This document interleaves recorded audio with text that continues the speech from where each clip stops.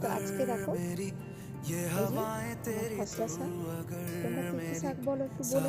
আমি তো আমাদের এখানে তো খসলা শাকই বলে, হয়তো লাল শাকও বলে, আর এটাকে সাদা খসলা বলে, আবার লাল শাকটাকে নোটেও বলে। তো এটা কিন্তু নোটে নয়, এটা খসলা বলি আমরা। আর হচ্ছে সাদা শাকও বলি, লাল শাকের সাদা।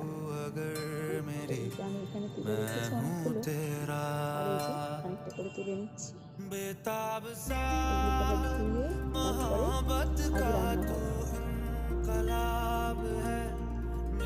আজ রান্না হবে। এরকম কোনো শাক তুলে নিই, তাতে তুলে মোটা মোটা হয়েছে।